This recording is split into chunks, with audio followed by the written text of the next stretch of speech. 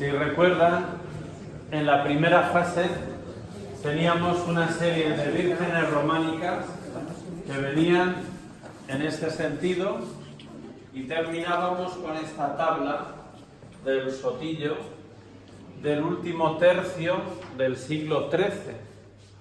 Ahora mantenemos esta misma tabla del último tercio del siglo XIII, porque como bien os he dicho, en 1271 empieza el recrecimiento de la Capilla Mayor y después ya vamos avanzando en el tiempo hasta terminar el periodo, con una imagen gótica de la Virgen de Sopeña, de San Andrés del Congosto. Y, como ven, también aquí la misma altura de la catedral que ha crecido en el gótico, también las tallas de la Virgen crecen. Aquellas vírgenes románicas que hacen ya ahora unas mocetonas, ¿no? Junto a ella tenemos la talla de la Virgen de Iges. Esto es una Virgen de Iges. Esto es, ahora mismo para mí es mi niña, porque entre otras cosas soy el párroco de Iges y porque cuando la bajamos para la exposición había que arreglarle un trocito aquí en una mano y alguna falta que tenían, y pues con María y Cecilia, nuestras restauradoras, empezamos a ver que esa falta aquí se veía una rayita que podría ser de un anillo. Pues al final uno mete el bisturí y ya saben, uno empieza y no puede parar, ¿verdad?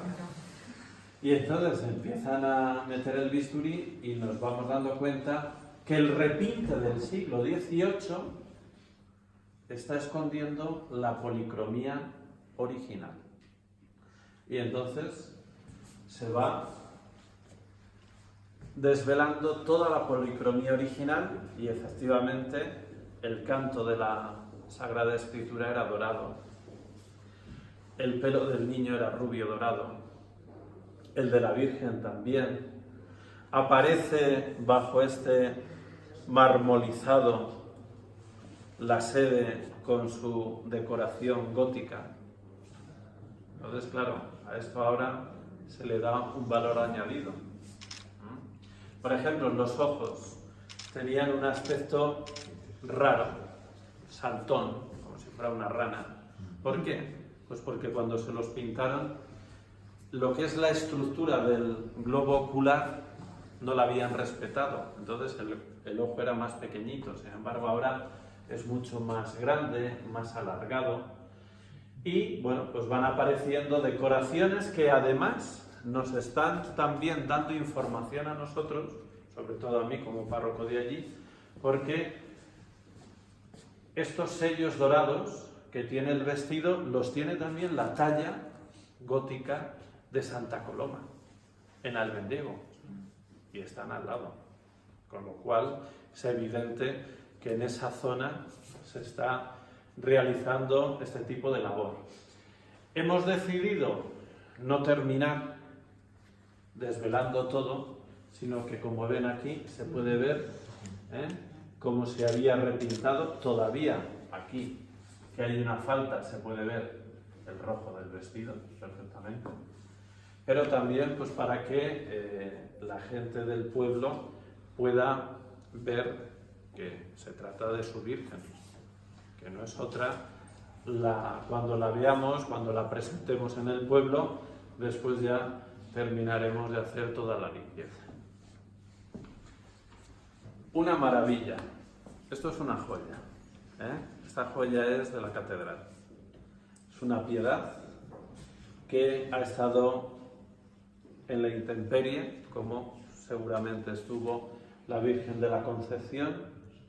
Una piedad que sabemos que últimamente se conservaba en la hornacina de entrada a la catedral, en la Torre de las Campanas. Cuando uno entra hay una hornacina, pues ahí estaba. Anteriormente a la hornacina, ¿dónde estaba? Yo creo que estaría coronando la columna del parteluz, por esta peana que está hecha justo para encajar ahí.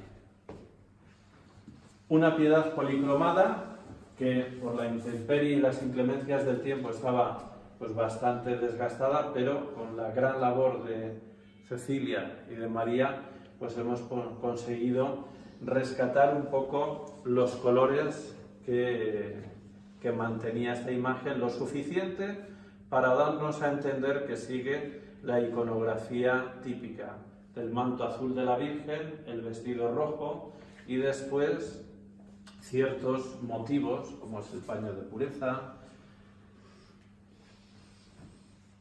y los remates del vestido y del velo en dorado. Una inscripción. Esta imagen la mandó hacer Alonso de Cisneros y su mujer. ¿Quién es Alonso de Cisneros? Esa es la gran duda. Pero como tenemos aquí a la directora de Estudios Históricos Cisneros, pues nosotros teníamos que determinar. Cisneros del cardenal Cisneros, sabemos por la exposición de hace 2 años que estuvo aquí de capellán mayor en la catedral. Cisneros que fueran descendientes o familiares de Simón Girón de Cisneros, Cisneros que están emparentados con los Vázquez de Arce, porque también en la capilla del Doncel descubrimos ese escudo de Cisneros dentro de esta familia.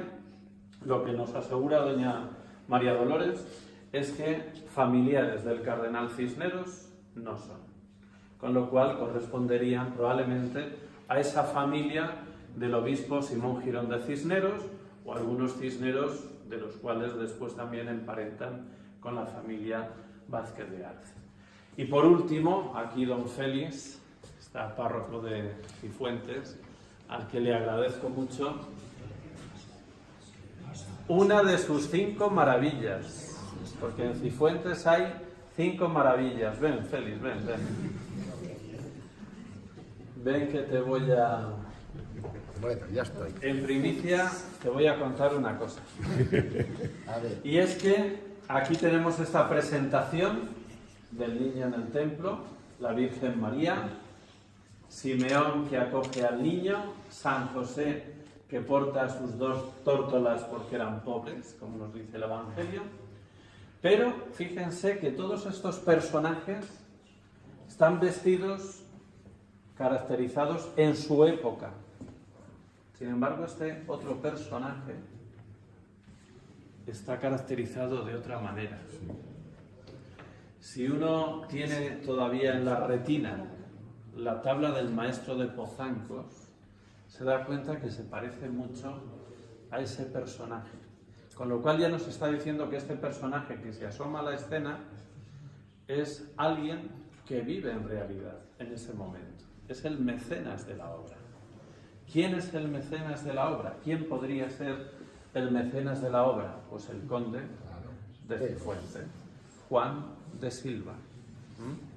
Con lo cual, ahí lo tenemos y de alguna manera, pues fíjense, finales del siglo XIII, siglo XIII-XIV, siglo XIV-XV,